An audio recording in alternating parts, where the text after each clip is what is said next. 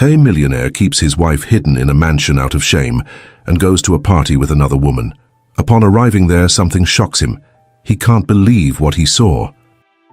The imposing mansion stood like a fortress on the outskirts of Indianapolis, its high walls and security cameras a stark contrast to the warmth of the Midwest's heartland. Inside, Emily Carter gazed out of a grand bay window, her reflection a ghostly apparition against the stormy sky. Lightning illuminated the manicured grounds, briefly dispelling the shadows that seemed to cling to every corner of her gilded cage.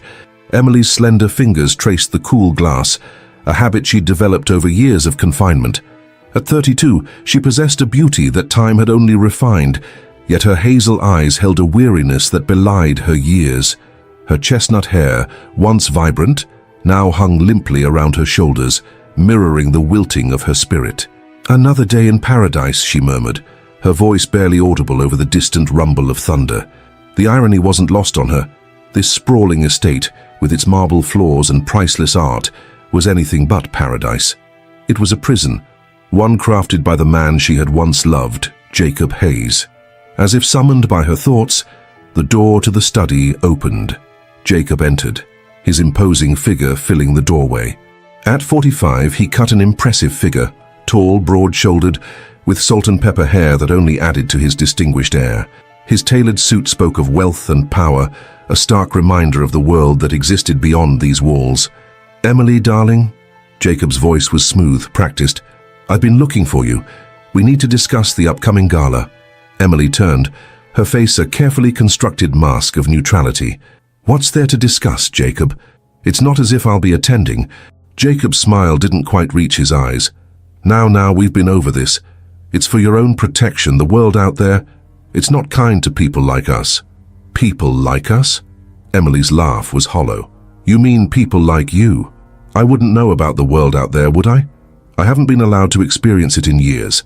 Jacob moved closer, his cologne, expensive, suffocating, filling the air between them. "Emily, everything I do for us, for our safety, our privacy." "Our privacy?" Emily's voice rose slightly. "Is that what you call parading around with Olivia Bennet at every social function while I'm hidden away here?" A flicker of annoyance crossed Jacob's face. "Olivia is a necessary part of our public image. You know that, it's all for show." "And what am I, Jacob? What part do I play in this elaborate production of yours?" Jacob reached out, his hand cupping Emily's cheek. She flinched almost imperceptibly but didn't pull away. "You're my heart, Emily. The real thing.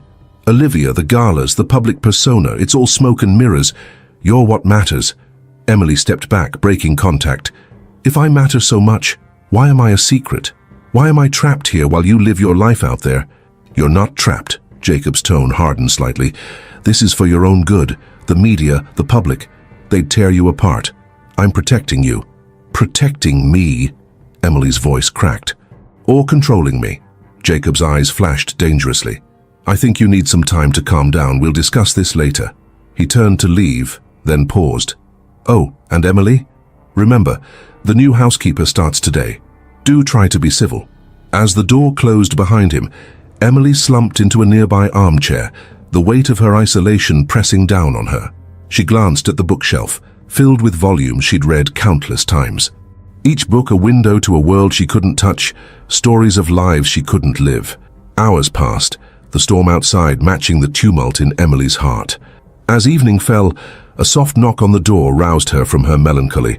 "Come in," she called, expecting to see the new housekeeper. Instead, a young woman entered, her demeanor confident, her eyes sharp and assessing. She wasn't dressed like household staff, her jeans and leather jacket a stark departure from the uniforms Emily was accustomed to seeing. "Mrs. Hayes?" the woman asked, her voice low and urgent. Emily stood, confusion and a hint of fear crossing her features. "Who are you? How did you get in here?" The woman glanced over her shoulder before closing the door. "My name is Rachel Brooks. I'm a journalist, and I'm here to help you." Emily's heart raced. "A journalist? Here? I don't understand." "You shouldn't be here. If Jacob finds out—" "Jacob Hayes isn't here," Rachel interrupted. "And even if he was, this is too important. Mrs. Hayes, Emily, you're the wife the world doesn't know exists. The woman Jacob Hayes has kept hidden for years." Emily felt the room spin. She gripped the back of the chair for support. How do you know about me? Rachel's expression softened. It's taken months of investigation, but I've uncovered the truth. Emily, what's being done to you? It's not right, it's not legal, you're essentially a prisoner here. No. Emily shook her head, years of conditioning kicking in. Jacob's protecting me. The world out there is yours to experience, Rachel finished. Emily, when was the last time you left this house? When was the last time you spoke to family, to friends? Tears welled in Emily's eyes as the truth she'd been denying for years finally broke through. I can't remember, she whispered. Rachel took a step closer. I'm here to offer you a choice, Emily. A chance to reclaim your life, your identity. But it won't be easy. Jacob Hayes is a powerful man with a lot to lose if the truth comes out. Emily's mind raced. Years of isolation, of being told the world was too dangerous, too cruel, warred with a spark of hope, of longing for freedom she'd almost forgotten she wanted. Why? Emily asked, her voice barely above a whisper. Why are you doing this? Rachel's eyes met Emily's, determination evident in her gaze. Because every person deserves to live freely, to make their own choices, and because your story, Emily, could help other women trapped in similar situations. A million thoughts flooded Emily's mind. Fear, hope, uncertainty, and a tiny flicker of something she hadn't felt in years. Defiance. What do I need to do? Emily asked, her voice gaining strength. Rachel smiled, a mix of relief and resolve on her face. First, we need to get you out of here. But it has to be your choice, Emily. Are you ready to leave this golden cage behind? As the storm raged outside, Emily felt something shift within her. The woman who had entered this room wasn't the same one standing here now. With a deep breath, she squared her shoulders and met Rachel's gaze. Yes, Emily said, her voice steady for the first time in years. I'm ready. As Rachel began to outline their plan, Emily felt a mix of terror and exhilaration. The road ahead would be difficult, fraught with danger and uncertainty. But as she looked around the opulent room that had been her prison for so long, she knew one thing for certain. Whatever came next, it would be her choice, her life, her story. The first chapter of Emily Carter's new life was about to begin, and for the first time in years, she was ready to turn the page. The Indianapolis night enveloped Emily and Rachel as they slipped out of the mansion, the darkness both a shield and a reminder of Emily's years in isolation. Rachel's car, an inconspicuous sedan, waited just beyond the property line. As they drove through the quiet streets, Emily pressed her face against the cool glass, drinking in the city lights she hadn't seen in years. Where are we going? Emily asked, her voice a mix of excitement and trepidation. Rachel glanced at her, a reassuring smile on her face. A safe house. It's not fancy, but it's secure. We'll regroup there and plan our next steps.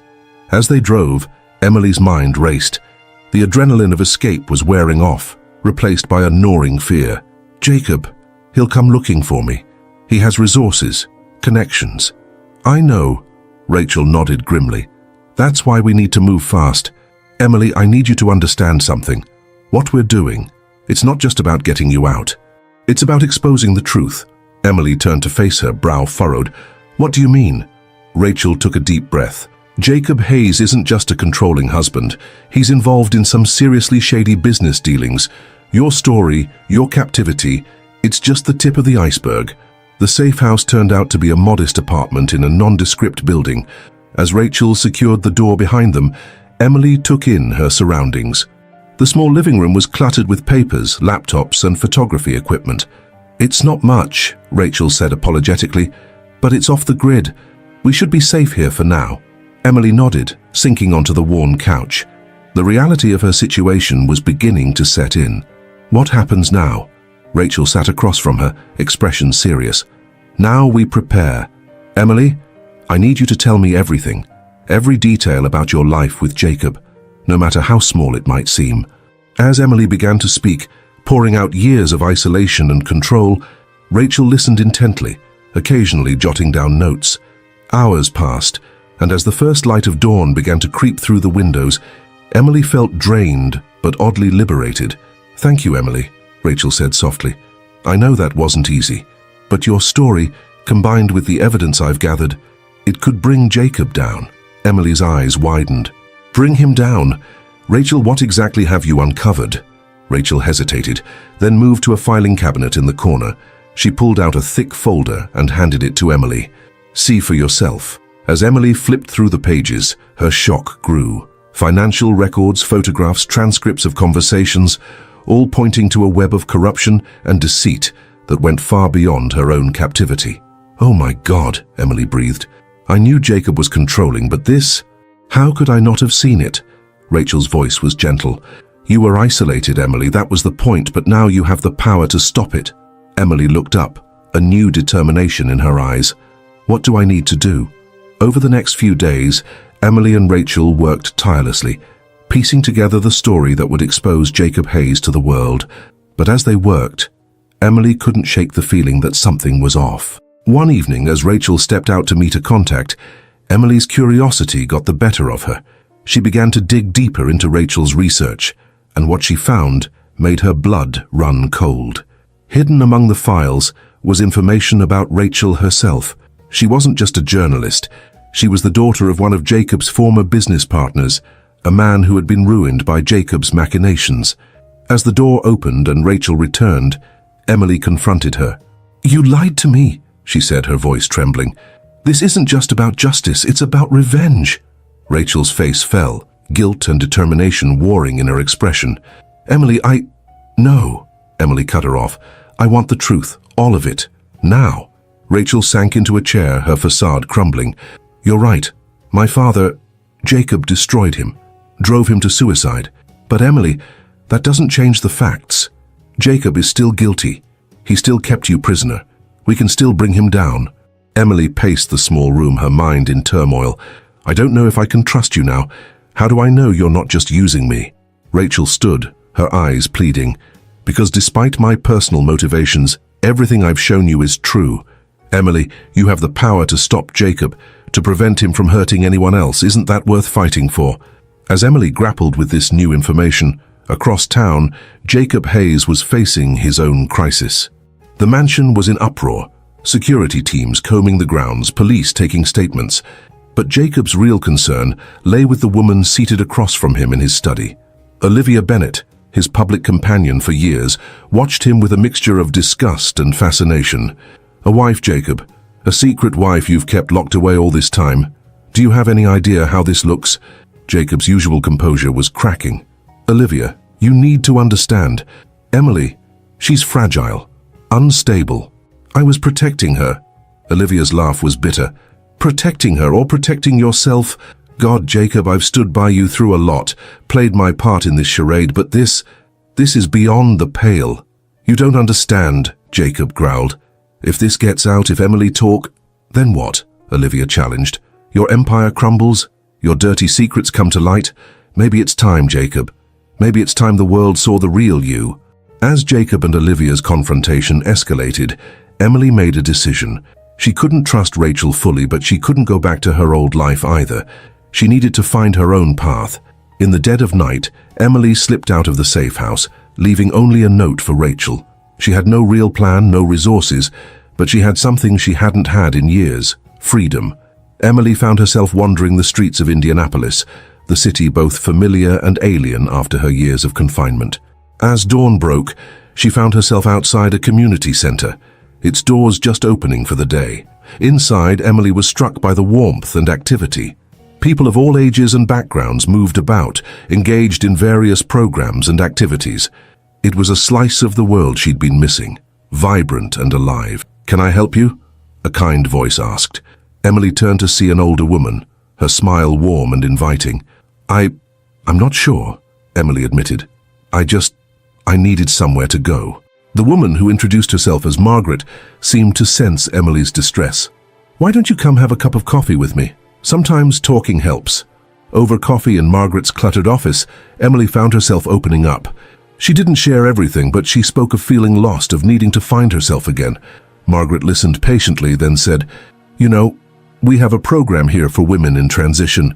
Job skills, counseling, support groups. Maybe that would be a good place for you to start. Emily felt a glimmer of hope. I'd like that, she said softly.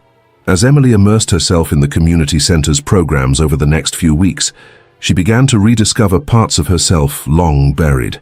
She made friends, learned new skills, and slowly began to build a life independent of Jacob's influence.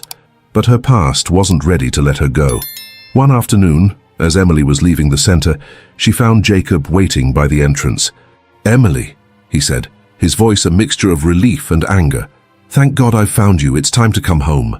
Emily felt fear grip her heart, but something else too, a newfound strength. "No, Jacob," she said firmly. "I'm not going back. That's not my home anymore." Jacob's eyes narrowed. "Emily, be reasonable. You're not well. You need help, protection." "The only thing I needed protection from was you," Emily retorted, her voice gaining strength. "I'm done being your secret, Jacob. I'm done being controlled." As Jacob took a step towards her, a group of women from Emily's support group emerged from the center. Sensing the tension, they quickly surrounded Emily, forming a protective barrier. "Is everything okay, Em?" one of them asked, eyeing Jacob suspiciously. Emily took a deep breath, drawing strength from their presence. "Everything's fine. Mr. Hayes was just leaving." Jacob's face twisted with fury, but he was acutely aware of the witnesses. With a final menacing look at Emily, he turned and strode away. As her friends hugged her and assured her of their support, Emily felt a weight lift from her shoulders. For the first time in years, she had stood up to Jacob. It was a small victory, but a significant one. That night, as Emily sat in her small rented room, she reflected on how much had changed in such a short time. She was far from safe. Jacob wouldn't give up easily, and Rachel was still out there with her own agenda. But for the first time in years, Emily felt like she had choices. A knock on her door startled her from her thoughts. Cautiously, she approached, peering through the peephole. Her heart raced as she recognized the face on the other side. It was Olivia Bennett. Emily hesitated, her hand on the doorknob. Opening this door could change everything, but she was done hiding, done being afraid. With a deep breath, she turned the handle. As Olivia stepped into the room, Emily braced herself for whatever might come next. One thing was certain, her journey was far from over. The real fight was just beginning. Emily stood frozen, her hand still on the doorknob, as Olivia Bennett stepped into her modest room. The contrast between Olivia's designer outfit and the room's sparse furnishings couldn't have been starker. "Mrs. Hayes," Olivia said, her voice cool but not unkind. "Or do you prefer Emily?" Emily straightened her shoulders, finding her voice. "Emily is fine. What are you doing here, Miss Bennett?" Olivia's eyes scanned the room before settling back on Emily. "I think it's time we had a chat, don't you? May I sit?" Nodding mutely, Emily gestured to the room's only chair while she perched on the edge of the bed. The silence stretched between them, thick with unspoken questions. Finally, Olivia spoke. "I suppose you're wondering how I found you." Emily nodded, her guard up. "The thought had crossed my mind." "Let's just say I have resources of my own," Olivia said with a wry smile. "Resources that, until recently, I used to help maintain the illusion of my relationship with your husband." Emily flinched at the word husband, a reaction that didn't go unnoticed by Olivia. "I'm not here to cause you trouble, Emily," Olivia continued. "In fact, I'm here to offer you an opportunity." Emily's brow furrowed. "An opportunity?" Olivia leaned forward, her expression intense. "To take control of your narrative, to expose Jacob for who he really is." Emily felt her heart race. "I don't understand. Why would you want to help me?" Olivia's laugh was bitter. "Because I've been complicit in Jacob's lies for far too long. I thought I was playing a part, helping to protect a man's privacy. I never imagined—" She trailed off, shaking her head. "What he did to you, Emily, it's unforgivable." As Olivia outlined her plan, Emily listened with a mixture of hope and trepidation. The idea was audacious, to use Jacob's upcoming charity gala, a high-profile event attended by Indianapolis's elite, as the stage for revealing the truth. "But why not just go to the police?" Emily asked. Olivia's expression hardened. "Jacob has too many friends in high places. We need public exposure, irrefutable evidence. And for that, we need you." As the night wore on, Emily and Olivia hashed out the details of their plan. It was risky, potentially dangerous. But as Emily caught her reflection in the mirror, eyes bright with purpose, posture straight and determined, she knew she had to do it. The next few weeks were a whirlwind of preparation. Olivia, using her connections, arranged for Emily to receive a makeover and a crash course in navigating high society. Emily, for her part, threw herself into the preparations with a fervor that surprised even her. At the community center, Emily confided in Margaret about her plans. The older woman listened with concern etched on her face. "Are you sure about this, Emily?" Margaret asked. "It sounds dangerous." Emily nodded, a small smile playing on her lips. "For the first time in years, Margaret, I'm sure about something. I need to do this not just for me, but for any other woman who might be in a similar situation." Margaret squeezed her hand. "Then we're behind you, 100%. The night of the gala arrived, crisp and clear. The venue, one of Indianapolis's most prestigious hotels, glittered with lights and the flash of cameras. Inside, the city's wealthiest and most influential mingled, unaware of the drama about to unfold. Jacob Hayes stood near the center of the room, Olivia on his arm, playing the part of the charismatic power couple. But Olivia could feel the tension radiating off him. He'd been on edge ever since Emily's disappearance, his carefully constructed world threatening to crumble. "Relax," Olivia murmured. "You're drawing attention." Jacob's grip on his champagne flute tightened. "How can I relax? She's still out there, Olivia. If she talks, then we'll deal with it," Olivia said smoothly. "Now smile. The mayor's heading this way." As Jacob plastered on his public face, greeting the mayor with practiced charm, Olivia glanced at her watch. It was almost time. Across the room, Emily took a deep breath, smoothing down her gown, a stunning creation that Olivia had arranged for her. She caught her reflection in a nearby mirror and barely recognized herself. Gone was the pale, timid woman who had lived in Jacob's shadow. In her place stood someone confident, determined. A familiar face appeared at her elbow. Rachel Brooks, looking elegant in a simple black dress. "Are you ready?" she asked softly. Emily nodded. After her initial anger at Rachel's deception, they had come to an understanding. Rachel's investigative skills were crucial to their plan, and Emily had to admit that the journalist's passion for exposing the truth aligned with her own goals. "As ready as I'll ever be," Emily replied. Rachel squeezed her arm reassuringly. "Remember, I'll be right there with you. We've got this." As they made their way through the crowd, Emily could feel curious glances and whispers following them. She was an unknown face in a sea of familiar elite, and in this world, that made her interesting. They approached the small stage where the evening speeches were to take place. The current speaker, a local philanthropist, was just wrapping up. Emily's heart pounded in her chest as she saw Jacob and Olivia making their way to the stage. It was almost time. Jacob took the microphone, his voice smooth and confident as he began to speak about the charity's mission. Emily watched him, marveling at how easily the lies seemed to flow from him. And then, right on cue, Olivia stepped forward, gently taking the microphone from Jacob. He frowned, confusion evident on his face, but years of maintaining a public image kept him from making a scene. "Ladies and gentlemen," Olivia began, her voice clear and strong. "I apologize for the interruption, but there's something you all need to know. For years I've stood by Jacob Hayes, playing the part of his companion, but it's all been a lie." A murmur ran through the crowd. Jacob's face had gone pale, his eyes darting between Olivia and the exit. "The truth is," Olivia continued, "Jacob Hayes is a married man. His wife Emily has been kept hidden from the world, a prisoner in her own home." The murmur turned into a roar of shocked voices. Camera flashes exploded around the room. "But don't take my word for it," Olivia said, her eyes finding Emily in the crowd. "Emily, would you like to tell your story?" All eyes in the room turned to Emily as she made her way to the stage. She could see Jacob's face, a mask of fury and panic. For a moment she faltered, years of conditioning making her want to shrink away from his anger. But then she caught sight of her reflection in the ballroom's mirrors. The strong, determined woman looking back at her gave Emily the courage she needed. She stepped onto the stage, took the microphone from Olivia, and faced the crowd. "My name is Emily Hayes," she began, her voice shaking slightly before growing stronger. "For the past 7 years, I have been held captive by the man you all know as Jacob Hayes. Tonight, I'm here to reclaim my life and tell the truth."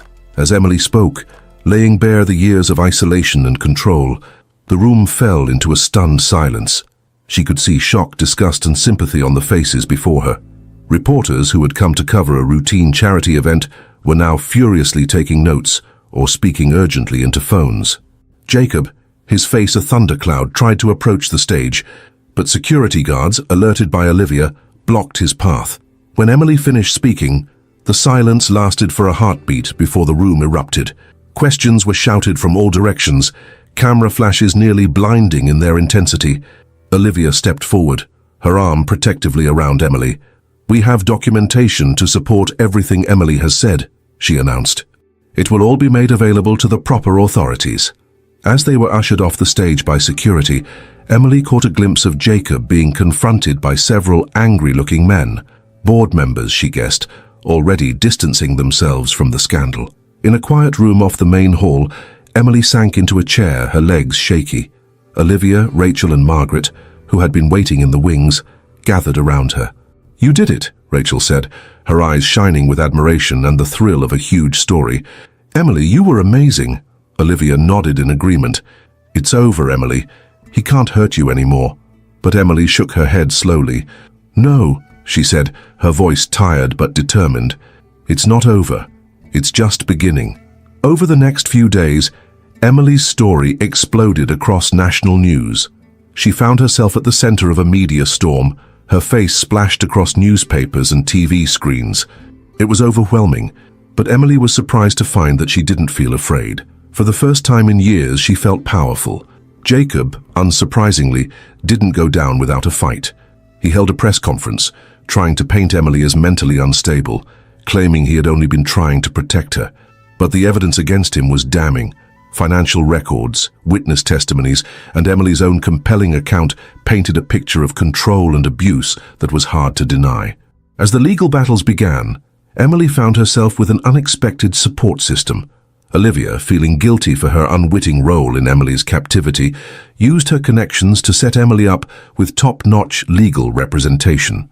Rachel's exposé, published in a major national magazine, kept public opinion firmly on Emily's side, and the women from the community center formed a protective barrier against the more aggressive paparazzi. One afternoon, about a week after the gala, Emily sat in her lawyer's office poring over documents. She was no longer content to be a passive participant in her own story. She was determined to understand every aspect of her case, every detail of the life that had been hidden from her. Emily, her lawyer, a sharp-eyed woman named Diane, said, "There's something here I think you should see." Emily looked up from the pile of papers, taking the document Diane held out. As she read, her eyes widened. Is this real?" she asked, her voice barely above a whisper. Diane nodded grimly. "It appears so. Jacob didn't just isolate you. He was systematically funneling your inheritance into his own accounts. By keeping you cut off from the world, he was able to manipulate your finances without your knowledge." Emily felt a fresh wave of anger wash over her. It wasn't just about control. It had been about money too. Her money. "What do we do?" she asked, her jaw set in determination. Diane's smile was predatory. "We go after him, every penny, Emily. We make sure he doesn't profit from what he did to you." As Emily left the office that day, her mind was whirling with legal terms and strategies. But beneath the overwhelm, she felt a growing sense of purpose. This fight wasn't just about her anymore. It was about every person who had ever felt powerless, every voice that had been silenced. Walking down the busy Indianapolis street, Emily found herself looking at the city with new eyes. This wasn't just the backdrop to her captivity anymore. It was the stage for her rebirth. She paused, looking up at the towering buildings around her. Somewhere up there, decisions were being made, lives were being changed. And now, for the first time, she was a part of it all. A nearby newsstand caught her eye. Her own face looked back at her from half a dozen magazine covers. Emily's fight. Breaking free. The woman who refused to be silenced. The headlines proclaimed her story in bold letters. As she stared at the magazines, a young woman approached the stand. She picked up one of the magazines with Emily's face, studying it intently. Then, noticing Emily standing there, she did a double take. "Oh my God," the woman gasped. "You're her! You're Emily Hayes!" Emily nodded, bracing herself for the usual barrage of questions. But instead, the woman's eyes filled with tears. "Thank you," she said softly. "Your story, it gave me the courage to leave my own bad situation. You're an inspiration." As the woman walked away, Emily stood rooted to the spot, a lump forming in her throat. In that moment, she realized the true power of what she had done. By reclaiming her own voice, she had given others the courage to find theirs. With renewed determination, Emily turned and continued down the street. She had a meeting to get to, a group of domestic violence survivors who had reached out asking her to speak to them. As she walked, Emily's phone buzzed with a message from Rachel. "Check your email," it read. "You're going to want to see this." Intrigued, Emily ducked into a nearby cafe and opened her laptop. The email from Rachel contained a single link. When Emily clicked it, she found herself looking at a crowdfunding page. The title read, "Emily's Voice, a Foundation for Survivors." The description explained that the foundation aimed to provide resources, legal aid and support for individuals trapped in abusive or controlling relationships, and it had already raised over $100,000. As Emily stared at the screen, tears blurring her vision, she felt a shift inside her. The anger, the pain, the fear, it was all still there. But alongside it now was something new, hope, purpose, a vision for the future. She closed her laptop, wiped her eyes, and stood up. She had a group of survivors waiting to hear from her, and for the first time in her life, Emily Hayes knew exactly what she wanted to say. Emily stood at the podium, her hands gripping the edges as she faced the sea of expectant faces before her. The conference room at the Indianapolis Convention Center was packed, filled with survivors, advocates, and members of the press. This was the official launch of the Renewal Foundation, and Emily was the keynote speaker. Taking a deep breath, she began, "6 months ago, I was a prisoner in my own home. Today, I stand before you as the founder of an organization dedicated to helping others break free from abuse and control. My journey from captivity to freedom has been difficult, but it has also shown me the incredible strength we all possess." As she spoke, Emily's mind drifted back over the whirlwind of events that had led to this moment. In the weeks following her dramatic revelation at Jacob's Gala, Emily had faced a barrage of challenges. The media scrutiny was relentless, with reporters camped outside her small apartment, clamoring for interviews and exclusive stories. At first, the attention had been overwhelming, triggering panic attacks that left her gasping for air in the safety of her bathroom. But Emily was determined not to be a victim any longer. With the help of a therapist recommended by the community center, she began to work through her trauma. Slowly, she learned to manage her anxiety and to use her newfound platform to advocate for change. Her first major public appearance had been on a national morning show.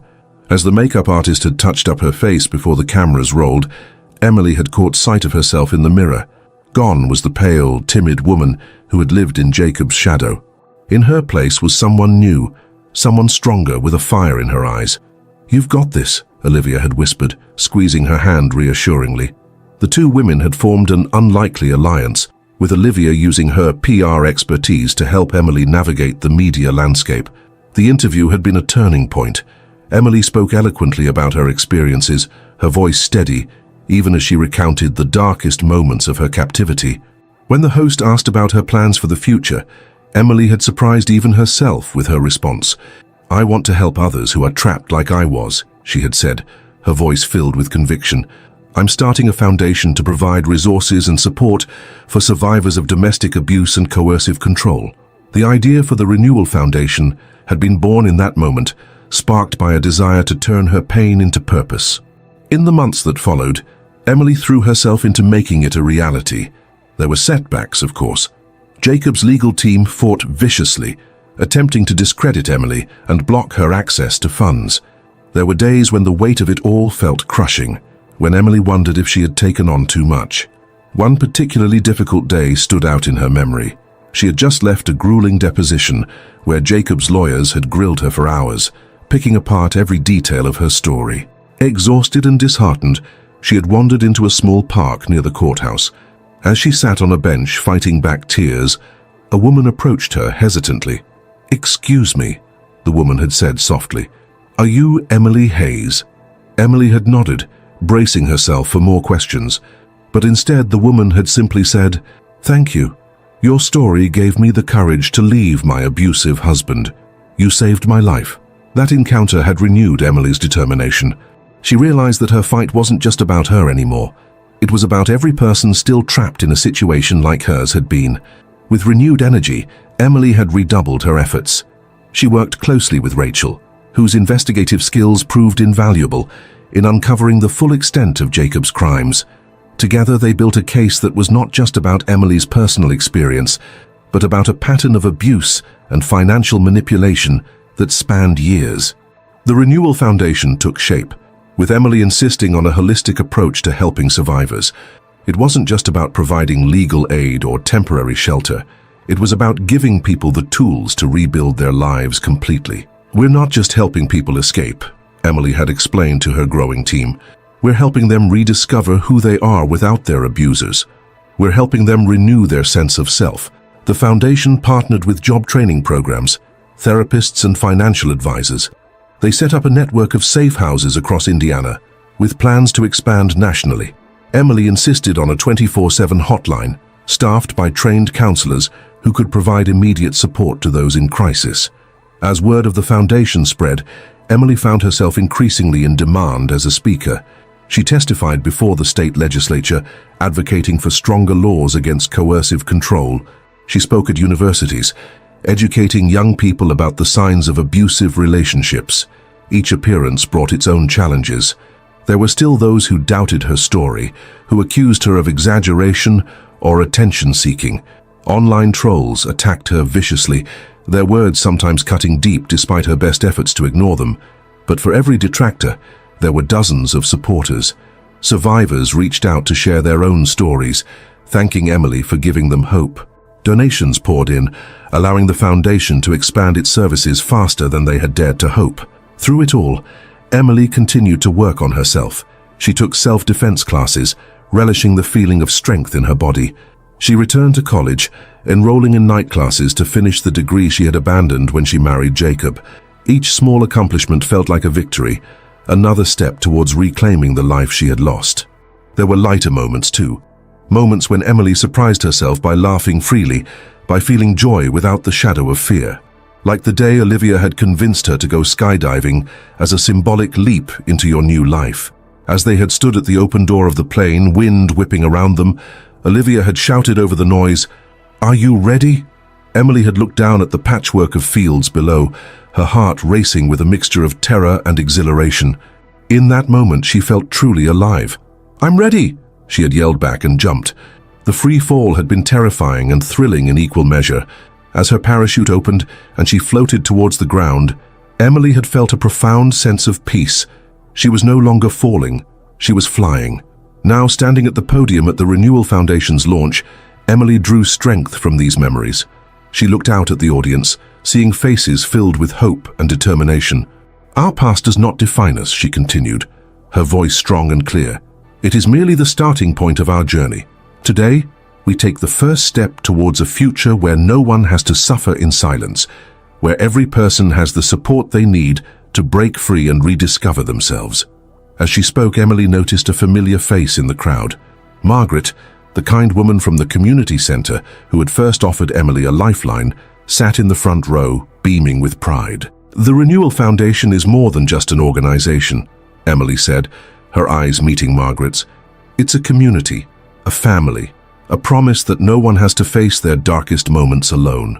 She went on to outline the foundation's initiatives, the safe houses, the legal aid program, the job training partnerships. With each point, she could see the audience becoming more engaged, more inspired. "But we can't do this alone," Emily concluded. "We need every one of you. Whether you're a survivor looking for support, an ally wanting to help, or someone who simply believes that everyone deserves to live free from fear and control, you have a place here.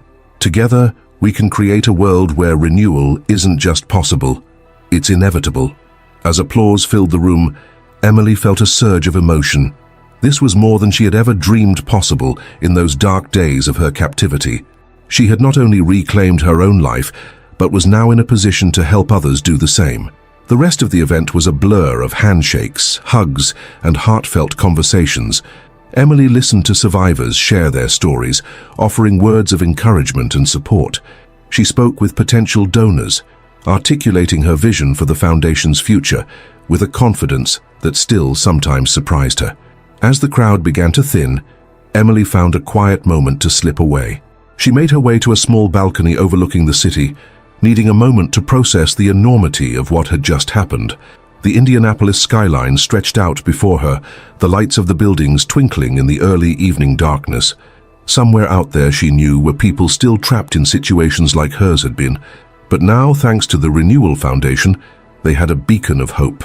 "Quite a view, isn't it?" a voice said behind her.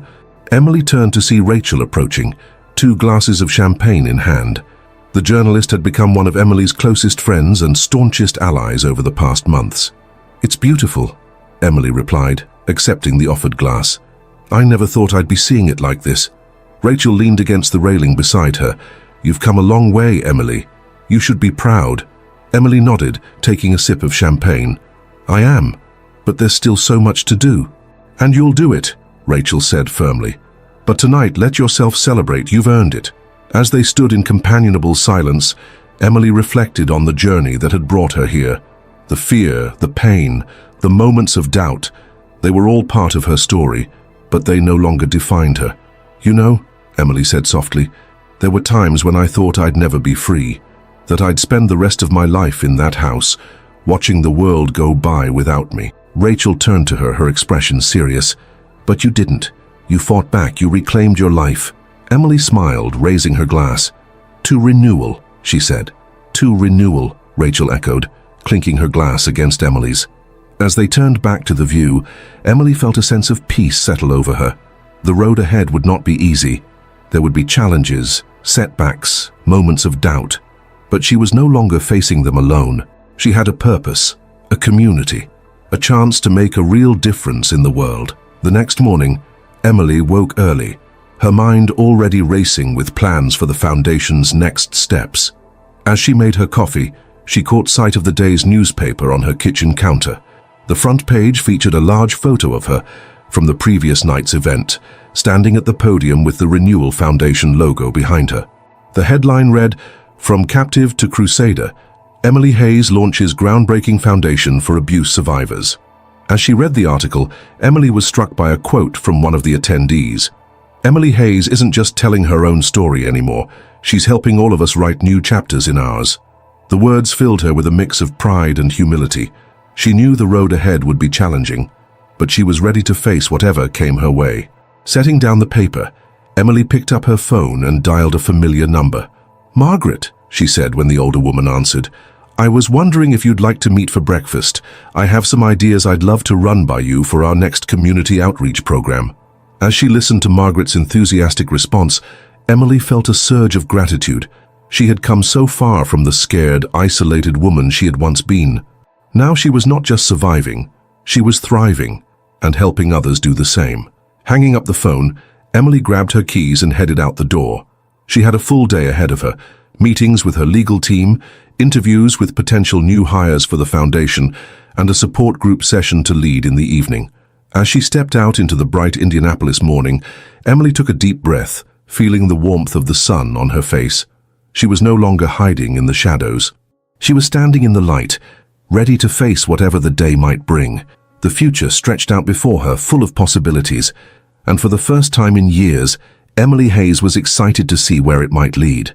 As the crisp autumn air swept through Indianapolis, Emily stood backstage at the National Conference on Domestic Violence Prevention, her heart racing with a mix of anticipation and nervous energy. In just a few minutes, she would deliver the keynote address to an audience of thousands, survivors, advocates, lawmakers, and media from across the country. This moment, more than any other, would define the journey she had undertaken over the past year. Running her fingers over the smooth surface of the locket around her neck, a gift from the first survivor the Renewal Foundation had helped relocate, Emily took a deep breath. She could hear the low hum of the crowd beyond the curtain, feel the weight of expectation pressing down on her shoulders. "You've got this, Em," Rachel said softly, appearing at her side.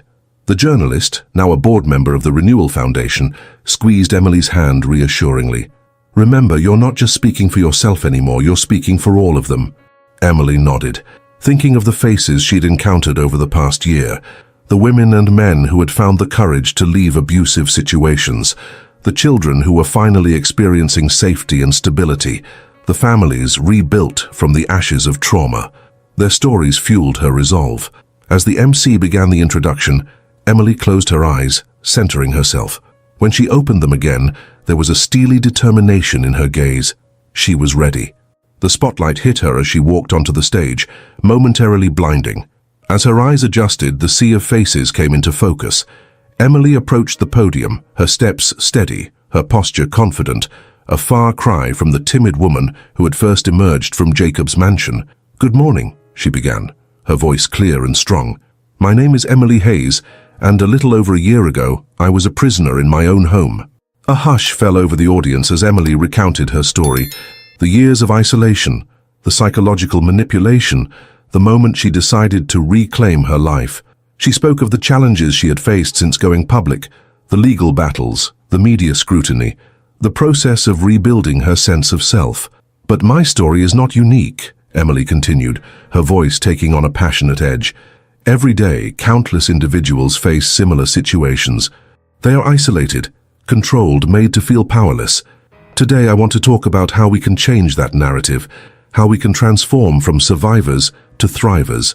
As Emily delved into the work of the Renewal Foundation, outlining their comprehensive approach to supporting survivors, she could see heads nodding, people leaning forward in their seats. She spoke of the safe houses they had established, the job training programs, the counseling services, and the legal aid they provided. "But perhaps our most important work," Emily said, her voice softening, "is helping survivors rediscover themselves, to remember who they were before the abuse, and to dream of who they can become." She shared stories of the people they had helped. A young mother who had gone back to school to become a social worker, a former executive who had found healing through art therapy and was now a successful painter, a teenager who had escaped an abusive home and was now thriving in college. As Emily neared the conclusion of her speech, she paused, taking in the rapt attention of the audience. This was the moment she had been building towards, the real reason she had agreed to speak at this conference.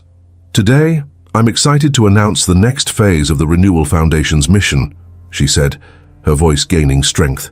"We are launching a nationwide initiative to change the legal landscape surrounding coercive control and domestic abuse."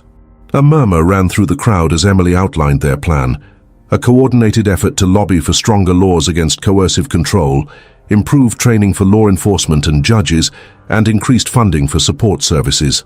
"But we can't do this alone," Emily said, her voice rising with passion. "We need every one of you. Whether you're a survivor, an advocate, a lawmaker, or simply someone who believes that everyone deserves to live free from fear and control, we need your voice, your support, your action."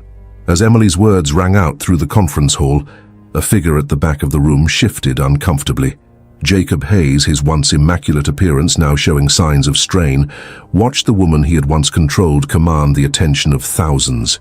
He had come here with the intention of confronting Emily, of trying one last time to regain control of the narrative. But as he listened to her speak, he began to realize the futility of his efforts.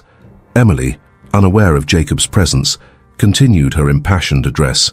"I stand before you today not as a victim, but as living proof that renewal is possible, that we can rise from the ashes of trauma stronger, more resilient, and more determined than ever to create change." As she spoke these words, Emily's eyes scanned the crowd, and for a brief moment they locked with Jacob's. A flicker of recognition passed between them, a silent acknowledgement of their shared history and the vastly different paths they now walked. But Emily didn't falter. If anything, seeing Jacob there strengthened her resolve. She launched into the final part of her speech with renewed vigor. "Today, I challenge each of you to join us in this fight, to lend your voices to those who have been silenced, to extend your hands to those who are reaching for help, to stand up and declare that abuse in any form is unacceptable." As Emily's words echoed through the hall, Jacob slipped quietly out of the room, the weight of his actions finally beginning to settle on his shoulders. Unaware of this silent drama, Emily continued, her voice rising to a powerful crescendo. "Together we can create a world where no one has to live in fear, where every person has the support they need to break free and rediscover themselves. A world where renewal isn't just possible, it's inevitable." The applause was deafening as Emily concluded her speech. As she stood there, bathed in the spotlight and the admiration of the crowd, she felt a profound sense of completion. This moment represented not just her personal triumph, but the culmination of a year's worth of hard work, dedication, and the collective efforts of everyone involved with the Renewal Foundation. As Emily made her way off the stage, she was immediately enveloped in a group hug by Rachel, Olivia, and Margaret. Tears of joy and pride flowed freely as they celebrated this milestone together. "Emily, that was incredible," Olivia said, her eyes shining. "You've come so far. I'm so proud of you." Margaret, who had become like a second mother to Emily, cupped her face gently. "You're changing lives, my dear, never forget that." As the initial excitement died down, Emily found herself surrounded by a swarm of people, survivors wanting to share their stories, advocates eager to collaborate, and journalists clamoring for interviews. She navigated these interactions with a grace and poise that would have been unthinkable a year ago, her natural empathy and hard-earned wisdom shining through in every conversation. It was late in the afternoon when Emily finally managed to slip away for a moment of quiet. She made her way to a small balcony overlooking the city, needing a breath of fresh air and a moment to process the events of the day. As she stood there gazing out at the Indianapolis skyline, she heard footsteps behind her. Turning, she found herself face to face with Jacob. For a moment, they simply stared at each other, the weight of their shared history hanging heavy in the air between them. Emily felt a flutter of fear in her chest, an echo of the control he had once held over her. But she stood her ground, her posture straight, her gaze steady. "Hello, Jacob," she said, her voice calm but firm. Jacob looked older than Emily remembered, the strain of the past year evident in the lines on his face and the grey at his temples. "Emily," he said, his voice a mix of emotions she couldn't quite decipher. I heard your speech." Emily nodded, waiting for him to continue. She could see him struggling with his words, a far cry from the smooth, controlling man she had once known. "I came here today thinking—" Jacob paused, running a hand through his hair. "I don't know what I was thinking. That I could somehow fix this, make it all go away. But listening to you up there, I realized something." Emily raised an eyebrow, her guard still up, but curiosity peaking. "And what's that?" Jacob met her gaze, and for the first time, Emily saw genuine remorse in his eyes. "I realized that I was wrong about everything. What I did to you, it's unforgivable. I see that now." The admission hung in the air between them. Emily felt a complex swirl of emotions, anger, vindication, a touch of pity, but most prominently a sense of final release. "You're right," Emily said softly. "It is unforgivable, but that doesn't mean I'm going to let it control my life anymore. I've moved beyond what you did to me, Jacob. I've found purpose, strength, a life I never could have imagined when I was with you." Jacob nodded, his shoulders slumping slightly. "I can see that. You're incredible, Emily. What you're doing with the foundation, the lives you're changing, I never gave you the chance to be that person. I'm sorry." Emily took a deep breath, feeling the last vestiges of Jacob's control over her life finally slipping away. "Your apology doesn't change the past, Jacob, but I hope it means you've learned something, that you'll get help, make different choices in the future." "I will," Jacob said, his voice thick with emotion. "I'm turning myself in, Emily. I've already spoken to my lawyer. I'm going to plead guilty to all charges. It's time I face the consequences of my actions." Emily felt a wave of shock wash over her. This was the last thing she had expected when she saw Jacob. For a moment, she didn't know how to respond. Finally, she said, That's the right thing to do, Jacob. I hope you find a way to make amends, not just to me, but to everyone your actions have hurt." Jacob nodded, then turned to leave. At the door, he paused and looked back. "You've built something amazing, Emily. I'm sorry I tried to keep you from becoming this person. I hope you continue to thrive." With that, he was gone, leaving Emily alone with her thoughts.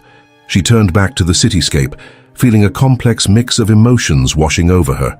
It wasn't forgiveness. She wasn't sure she'd ever be able to forgive Jacob fully, but it was closure. The final chapter of that part of her life was ending, allowing her to fully embrace the new story she was writing. Emily wasn't sure how long she stood there, processing everything that had happened. The sound of the balcony door opening again roused her from her thoughts. She turned to see Rachel approaching, concern evident on her face. "Em, are you okay? I saw Jacob leaving." Emily gave her friend a small smile. "I'm okay. Better than okay, actually. I think it's finally over." As Emily recounted her conversation with Jacob, Rachel listened with a mix of surprise and cautious optimism. When Emily finished, Rachel pulled her into a tight hug. "You did it, Em," she said softly. You've won. Not just against Jacob, but against everything he represented. You're free. As they broke apart, Emily felt a weight lift from her shoulders. You're right, she said, a genuine smile spreading across her face. I am free, and there's still so much work to do. Together they walked back into the conference center, where the bustling energy of change and hope was palpable. The rest of the day passed in a whirlwind of activity. Panel discussions, networking sessions, and planning meetings for the Renewal Foundation's new initiatives. As evening fell, Emily found herself on stage once more, this time surrounded by her team and supporters. They were announcing the official launch of their nationwide campaign, outlining their goals and the steps they would take to achieve them. Looking out at the sea of faces, survivors, advocates, allies, Emily felt a surge of hope and determination. This was more than just a foundation or a campaign. It was a movement, a tidal wave of change that would sweep across the country, challenging outdated laws and societal norms, offering hope and practical support to those who needed it most. A year ago, I couldn't have imagined standing here, Emily said, her voice strong and clear. I was trapped, isolated, afraid. But today, I stand before you not as a victim, but as a leader. And I'm not alone. Each of you here today, whether you're a survivor, an advocate, or an ally, you are leaders too. Together, we are going to change the narrative around domestic abuse and coercive control. As cheers erupted from the crowd, Emily felt a sense of purpose and belonging wash over her. This was where she was meant to be, doing the work she was meant to do. Later that night, as Emily prepared to leave the conference center, she paused in the now empty main hall. The events of the day played through her mind, her speech, the confrontation with Jacob, the launch of their new campaign, each moment a testament to how far she had come, how much she had grown. She thought about the Emily of a year ago, the woman who had been too afraid to leave her own home. That Emily could never have imagined this, speaking in front of thousands, confronting her abuser, leading a national movement for change. As she stood there, in the quiet of the empty hall, Emily made a silent promise to herself and to all the survivors out there still waiting for their chance at renewal. She would continue to fight, to speak out, to push for change.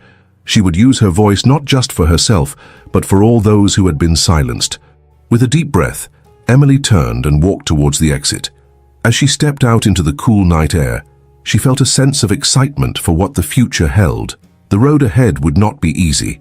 Changing laws, challenging societal norms, and helping survivors rebuild their lives was complex, challenging work. But as Emily looked up at the stars twinkling in the Indianapolis sky, she felt ready for whatever challenges lay ahead. She was no longer the prisoner in a gilded cage. She was Emily Hayes, survivor, advocate, leader, and her work was just beginning. The next morning, Emily woke to find her phone buzzing with notifications. News of Jacob's surrender to authorities had broken overnight, and media outlets were clamoring for her response. There were also messages from survivors across the country, inspired by her speech and Jacob's accountability, reaching out for help and support. As Emily began to sift through the messages, she felt a renewed sense of purpose. Jacob's decision to face the consequences of his actions was a significant victory, not just for her but for survivors everywhere. It sent a powerful message that abusers could be held accountable, that the truth could prevail. But even as she celebrated this victory, Emily knew that the real work was only just beginning. Jacob was just one abuser among many, and the systems that had allowed his abuse to go unchecked for so long were still in place. With determination, Emily began to plan the Renewal Foundation's next steps. There were lawmakers to meet, awareness campaigns to launch, support services to expand.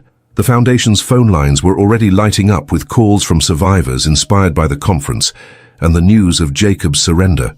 As she worked, Emily thought about the long journey that had brought her to this point. The fear, the pain, the moments of doubt, they were all part of her story, but they no longer defined her. Instead, they had become the fuel that drove her forward, the experiences that allowed her to connect with and help others. Emily Hayes had transformed from a captive to a crusader, from a victim to a victor. And as she looked to the future, she knew that her greatest chapters were still to be written. The Renewal Foundation was more than just an organization. It was a beacon of hope, a catalyst for change, a promise that no one had to face their darkest moments alone. As the sun rose over Indianapolis, casting a warm glow over the city, Emily smiled. She was ready for whatever the day might bring, knowing that each challenge was an opportunity to make a difference, to help someone find their path to renewal. The story of Emily Hayes, once a secret kept hidden behind the high walls of a mansion, had become a rallying cry for survivors and advocates across the nation. And it was far from over. In fact, it was just beginning. As the seasons changed in Indianapolis, the impact of Emily Hayes' story and the work of the Renewal Foundation continued to ripple outward, touching lives far beyond the city limits. The conclusion of Emily's personal battle with Jacob marked not an end but a new beginning, both for her and for the countless individuals her journey had inspired. In the months following the National Conference on Domestic Violence Prevention, Emily found herself at the forefront of a nationwide movement. The Renewal Foundation, once a small local organization, had grown into a powerful force for change, with chapters sprouting up in cities across the country. One crisp autumn morning, Emily stood before the Indiana State Capitol, surrounded by a sea of supporters. The air was electric with anticipation as she prepared to address the crowd gathered for the signing of the Emily's Law Bill, a comprehensive piece of legislation aimed at strengthening protections for survivors of domestic abuse and coercive control. "Today," Emily began, her voice carrying across the attentive crowd, "we take a significant step forward in our fight against domestic abuse and coercive control. This law isn't just about punishing abusers. It's about empowering survivors, educating our communities, and creating a society where everyone can live free from fear and control." As she spoke, Emily caught sight of familiar faces in the crowd. Rachel, her steadfast friend and ally, stood near the front, notepad in hand, ready to document this historic moment. Olivia, who had become an invaluable partner in the Foundation's public relations efforts, managed the media presence with practiced ease. And there, towards the back, Emily spotted Margaret, the community center worker, who had first offered her a lifeline. The older woman's eyes shone with pride as she watched Emily speak. The governor's signing of Emily's Law marked a turning point, not just for Indiana, but for the nation.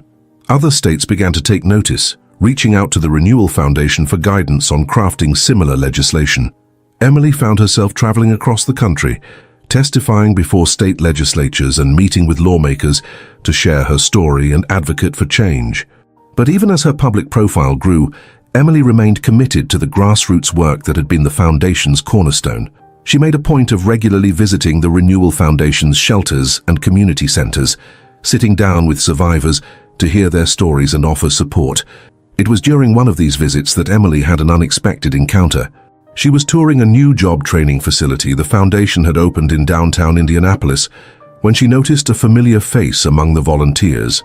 Jacob Hayes, looking markedly different from the polished, controlling man she had once known, was quietly assisting with a computer skills class. Their eyes met across the room, and for a moment, time seemed to stand still. Emily approached him, her heart racing but her steps steady. "Jacob," she said, her voice calm, "I didn't expect to see you here." Jacob's face was a mix of shame and determination. "Emily," he replied, his voice low, I hope it's okay that I'm here. After I served my time, I wanted to find a way to make amends, not just to you, but to everyone I've hurt." Emily studied him for a moment, noting the changes in his demeanor. Gone was the air of superiority, replaced by a humbler, more thoughtful presence. "How long have you been volunteering?" she asked. "About 3 months now," Jacob replied. "I started in the maintenance department, but when they found out about my computer skills, they asked if I'd help with the classes. I know it doesn't make up for what I did, but—" Emily held up a hand, stopping him. "You're right, it doesn't erase the past, but it's a start, Jacob. It's good that you're trying to give back." As they talked, Emily felt a complex mix of emotions. The fear and anger that had once dominated her feelings towards Jacob were still there, but muted now, overshadowed by a sense of closure and even a hint of respect for his efforts to change. Their conversation was interrupted by one of the program coordinators, eager to show Emily the rest of the facility. As she prepared to move on, Emily turned back to Jacob. "Keep up the good work," she said simply, before continuing her tour. This unexpected encounter with Jacob served as a powerful reminder of how far Emily had come. She was no longer the frightened, controlled woman she had once been. She could now face her former abuser with confidence and composure, secure in her own strength and the knowledge of the good she was doing in the world. As news of Jacob's volunteer work spread, it sparked a heated debate within the Renewal Foundation and the broader survivor community. Some saw it as a positive step towards rehabilitation and restorative justice, while others were uncomfortable with the idea of an abuser working so closely with survivor support services. Emily found herself at the center of this debate, forced to confront her own complex feelings about Jacob's attempt at redemption. After much reflection and consultation with her team and therapist, Emily made a decision that would once again reshape the Foundation's approach. At the next board meeting, Emily proposed a new initiative, a carefully monitored program for reformed abusers to contribute to anti-abuse efforts. "We can't just focus on supporting survivors," she argued.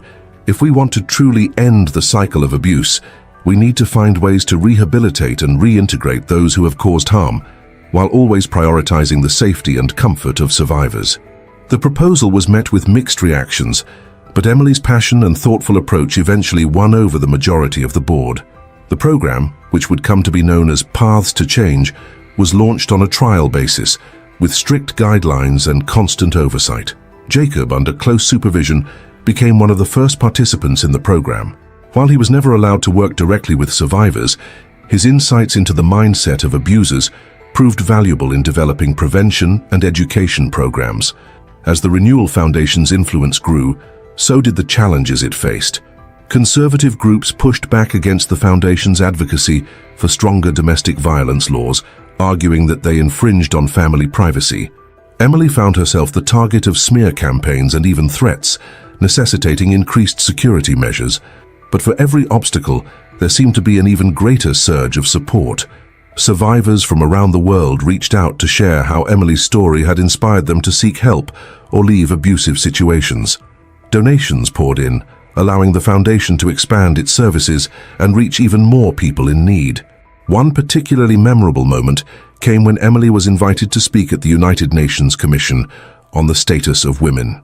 Standing before representatives from countries around the world, Emily shared her vision of a global movement to combat domestic abuse and coercive control. "The dynamics of abuse know no borders," she told the Assembly. "Whether in Indianapolis or India, London or Lagos, survivors face similar challenges. But together, we can build a world where everyone has the support and resources they need to break free from abuse and reclaim their lives." Her speech received a standing ovation, and in its wake, the Renewal Foundation began to form partnerships with organizations around the globe. Emily found herself traveling internationally, meeting with survivors and advocates from diverse cultures and backgrounds.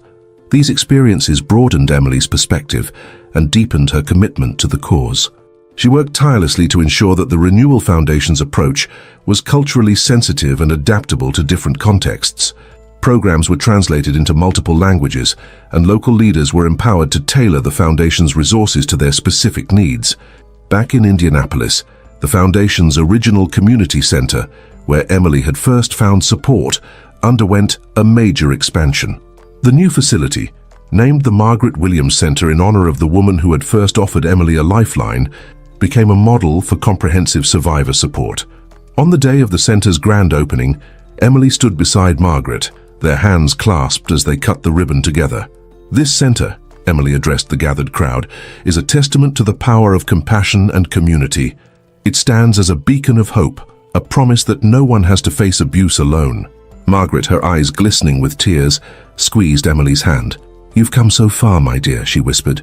"You've turned your pain into purpose, and look at all the lives you're changing." As the years passed, Emily's personal life also underwent significant changes. The dedication she poured into her work often left little time for personal relationships, but Emily found deep fulfillment in the connections she formed with fellow survivors and advocates.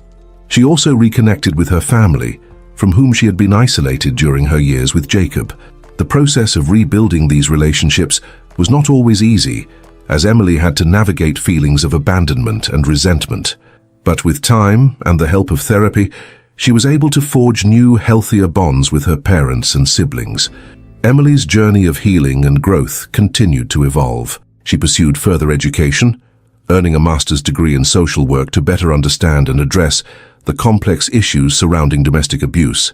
Her thesis, which examined the long-term effects of coercive control on survivors, was published in several academic journals and became required reading in many social work programs. As Emily approached the 5-year anniversary of her escape from Jacob's control, she found herself reflecting on the incredible journey she had undertaken. The frightened, isolated woman she had once been seemed like a distant memory, replaced by a confident, passionate advocate who had touched countless lives. To mark this milestone, Emily decided to write a book, chronicling not just her own story, but the stories of survivors she had met through her work with the Renewal Foundation.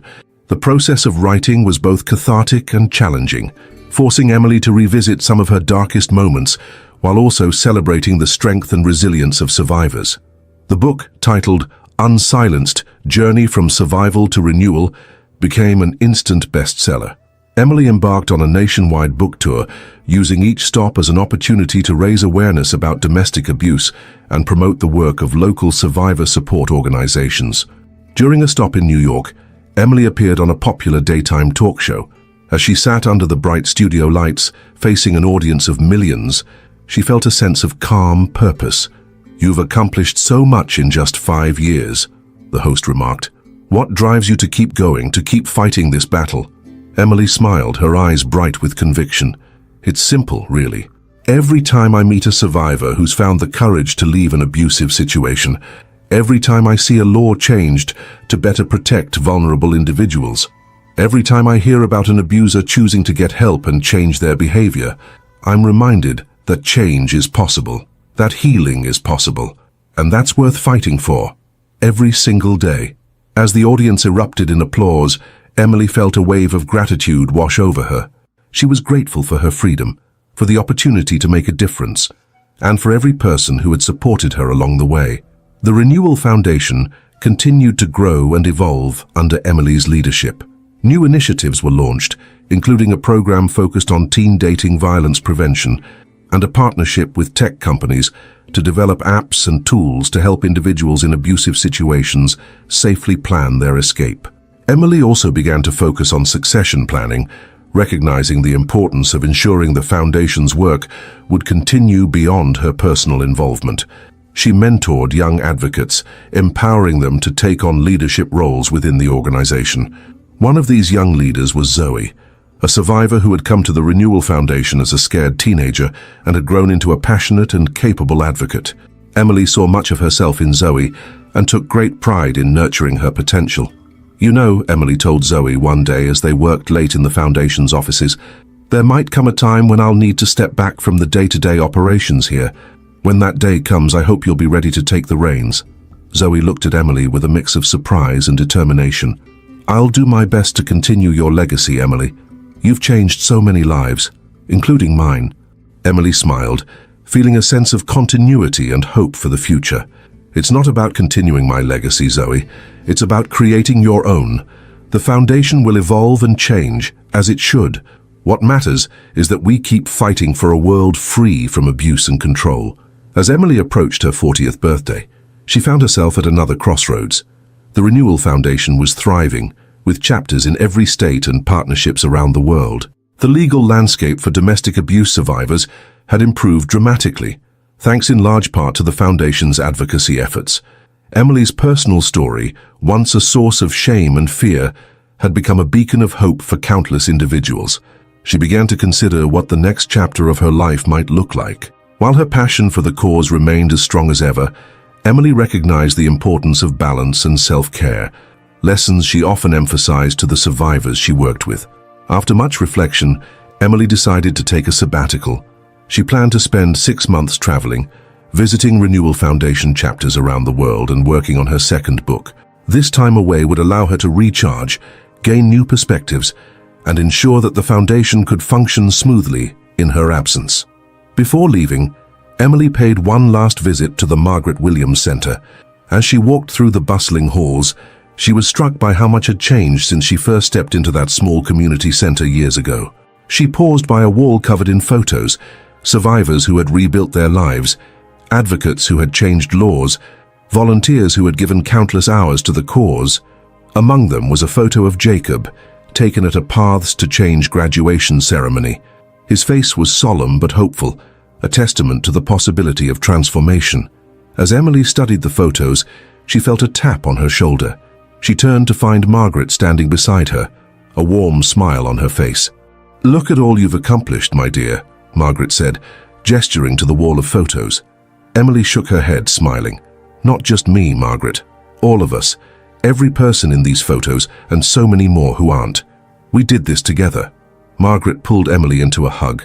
"And there's still so much more to do, but you've laid a foundation that will continue to change lives for generations to come."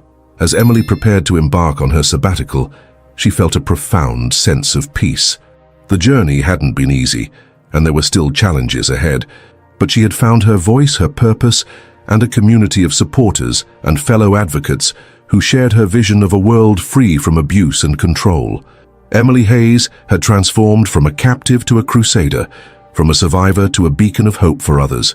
And as she looked to the future, she knew that her story, and the story of the Renewal Foundation, was far from over. It was, in many ways, just beginning.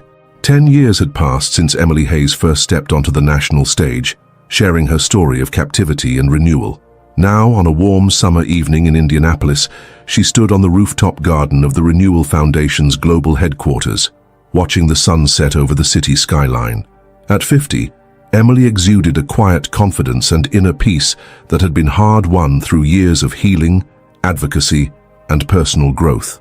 Her chestnut hair was now streaked with elegant strands of silver, and the lines around her eyes spoke of both laughter and determination. The rooftop was filled with people, survivors, advocates, supporters, and staff, all gathered to celebrate the Foundation's 10th anniversary. As Emily looked out over the crowd, she felt a wave of emotion wash over her. Each face represented a story of struggle, resilience, and hope. Zoe, now the Foundation's executive director, approached Emily with a champagne flute. "Penny for your thoughts?" she asked, handing Emily the glass. Emily smiled, taking a sip, "Just marveling at how far we've come, and thinking about all the work still ahead." Zoe nodded, her eyes scanning the crowd. "We wouldn't be here without you, Emily. You gave us all a voice when we needed it most." Before Emily could respond, a hush fell over the gathering. All eyes turned to the small stage where Margaret, now in her 80s but still sharp as ever, stood at the microphone. "Ladies and gentlemen," Margaret began, her voice strong despite her years, "we're here tonight to celebrate not just an organization, but a movement that began with one woman finding the courage to speak her truth." As Margaret continued, Emily felt a lump form in her throat. She thought back to that frightened, isolated woman she had once been, trapped in a gilded cage of Jacob's making. The journey from there to here seemed almost impossible, yet here she stood. Margaret's voice brought her back to the present. "And now, I'd like to invite that woman, our founder and guiding light, Emily Hayes, to say a few words." The crowd erupted in applause as Emily made her way to the stage. As she looked out over the sea of faces, she was struck by the diversity before her. People of all ages, races, and backgrounds united in their commitment to ending domestic abuse and coercive control. 10 years ago, Emily began, her voice clear and strong, "I stood before a different crowd and told my story for the first time. I was terrified, unsure, but determined to make a difference." She paused, allowing her gaze to sweep across the gathering. "Today I stand before you not just as a survivor, but as a witness to the incredible power of renewal. Every person here tonight is a testament to that power, the power to heal, to grow, to transform pain into purpose." As Emily spoke, she reflected on the milestones of the past decade. The Renewal Foundation now had a presence in over 50 countries. Emily's law had been adopted in various forms by states across the nation. The Foundation's education programs had reached millions of young people, teaching them about healthy relationships and the warning signs of abuse. But beyond these tangible achievements, Emily knew the real impact of their work lay in the individual lives touched, the silent sufferers who had found their voices, the cycles of abuse that had been broken. "Our work is far from over," Emily continued, her voice taking on a note of determination. "But tonight, I want each of you to look around. See the community we've built, the change we've created together. This is what happens when we refuse to be silenced, when we stand up for ourselves and for each other." As she concluded her speech, Emily raised her glass. To 10 years of renewal, and to the brighter future we're building together. May we continue to light the way for those still finding their path to freedom. The crowd echoed her toast, the air filled with a sense of celebration and purpose. As Emily stepped down from the stage, she was enveloped in a warm hug by Margaret. "You did it, my dear," Margaret whispered, her eyes shining with pride. "You turned your pain into a beacon of hope for so many." Emily squeezed Margaret's hand, feeling a rush of gratitude for the woman who had been there from the very beginning. "We did it, Margaret. All of us, together." As the evening wore on, Emily found herself drawn to a quiet corner of the rooftop. She leaned against the railing, looking out over the city she had once seen as her prison, now transformed into a symbol of her freedom and purpose. A familiar voice broke into her reverie. "It's quite a view, isn't it?" Emily turned to see Rachel, her old friend and ally, joining her at the railing. The years had been kind to Rachel, her face lined with the wisdom of a life spent pursuing truth and justice. "I was just thinking," Emily said softly, "about that night when you first came to the mansion. Did you ever imagine we'd end up here?" Rachel shook her head, a wry smile on her lips. "Not in my wildest dreams. But I knew, even then, that your story had the power to change lives. I just didn't realize how many." They stood in companionable silence for a moment, both lost in memories of the long and sometimes difficult journey that had brought them to this point. "Have you heard from Jacob recently?" Rachel asked, her voice gentle. Emily nodded. "He's still working with the Paths to Change program. Last I heard, he was mentoring other reformed abusers, helping them understand the impact of their actions." She paused, considering her words carefully. "You know, for a long time I thought closure meant never having to think about Jacob again. But I've realized it's not about forgetting the past. It's about reframing it, using it to fuel positive change." Rachel squeezed her arm supportively. "You've done that and more, Emily. You've given so many people the tools to rewrite their own stories." As the night drew to a close, Emily found herself back on the stage, surrounded by her team, her friends, and hundreds of supporters. Looking out at the sea of faces, each representing a story of survival and renewal, she felt a profound sense of purpose and hope. 10 years ago, Emily said, her voice carrying across the now quiet rooftop, "I found my voice. Today I see a chorus of voices, each one strong, each one vital. Together, we are writing a new chapter, not just in our own lives, but in the story of our society." She raised her glass one final time, to freedom, to renewal, to the power of breaking the silence, and to the day when no one has to live in fear or under control. Until then, we'll keep fighting, keep supporting, keep renewing. Thank you all for being part of this journey. As applause erupted once more, Emily felt a sense of completion, of a circle closing. The frightened woman in the mansion was a distant memory, replaced by a leader, an advocate, a beacon of hope for others. Yet even as she celebrated how far she had come, Emily knew that the work was far from over. There were still voices waiting to be heard, still lives waiting to be renewed. And as long as that was true, she would continue to speak out, to fight, to light the way for others. As the crowd began to disperse, Emily remained on the rooftop, watching the stars emerge in the night sky. She thought of all the survivors out there, some still trapped, some just beginning their journey to freedom, some thriving in their renewed lives. To all of them, and to her younger self, Emily silently promised, "Your voice matters, your freedom matters, your renewal is possible, and you are not alone." With a deep breath, Emily turned away from the view and walked towards the future, ready for whatever challenges and triumphs lay ahead.